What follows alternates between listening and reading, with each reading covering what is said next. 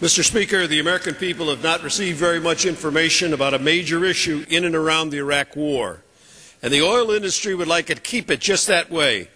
Unfortunately, investigative journalism is still being practiced, and I want to share information uncovered by a reporter for Alternet in the United States and a major Sunday story this week in The Independent, a newspaper in the United Kingdom. The #1 Iraq story for all of 2006 on Alternet, which is an internet-based news and opinion site, was a two-part series by reporter Joshua Holland entitled "Bush, Petro Cartel Almost Has Iraq Oil." Last Sunday, The Independent carried stories with these headlines: "The Future of Iraq, The Spoils of War, How the West Will Make a Killing on Iraqi Oil Riches," and "Blood and Oil, How the West Will Profit from Iraq's Most Precious Commodity." Members of Congress are limited in how much information we can enter into the record at one time, so I will ask unanimous consent to enter into a record the Independent story. I will also encourage every American to seek out and read the complete Alternet story, which is available online.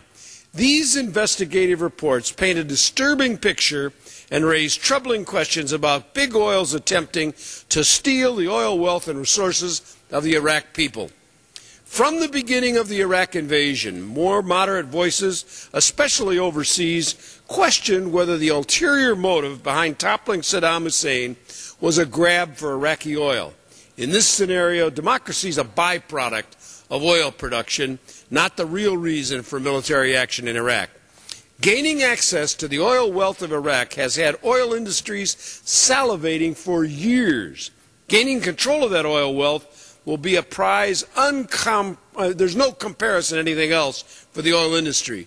Iraq is the third largest oil reserves in the world, and there are many oil geologists who believe that vast additional oil reserves are just waiting to be discovered in Iraq's western desert.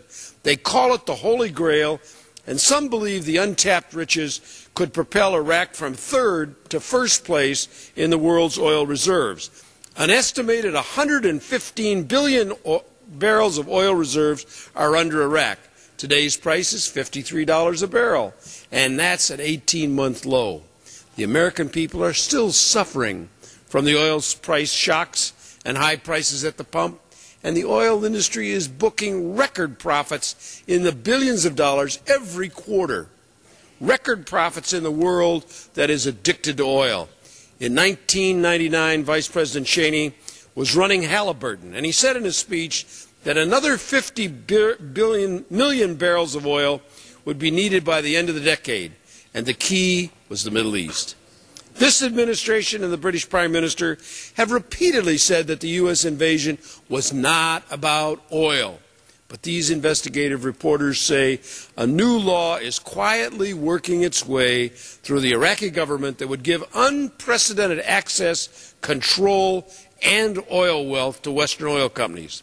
It would happen under what is known as a production sharing agreement, a PSA. Here's how the Independent put it. PSAs allow a country to retain legal ownership of their oil, but gives a share of the profits to international companies that invest in infrastructure and operation of the wells, pipelines, and refineries. The news account continues, quoting, "Their introduction would be the first for a major Middle Eastern producer. Saudi Arabia and Iran, the world's #1 and 2 producers, both tightly control their oil industries through state-owned companies with no appreciable foreign collaboration, as do most members of OPEC. The PSAs would give big oil in Iraq deals that would last for 30 to 40 years.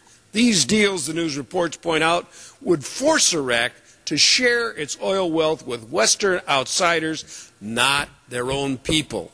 Up to 70% of the profits would go to outside producers in the first years.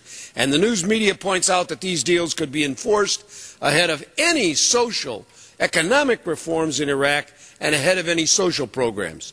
One person quoted called it colonialism light. The President said it's not about oil. The Prime Minister said it's not about oil. They said Iraqi oil was for Iraqi people. But the legislation working its way through the Iraqi government is about nothing but Western access to the oil and its incredible wealth. The leaked drafts of the legislation show the West in a role with access and control, including a provision in the leaked document that would enable Western oil companies to transfer their wealth right out of Iraq. They don't have to leave it in Iraq at all. Quoting directly from the leaked draft, a foreign person may repatriate its exports in accordance with foreign exchange regulations in force at the time. In fact, the language is so favorable to companies that they would be able to take every bit out and sell the rest to the world. I tell you, we need to look carefully at what's going on in Iraq.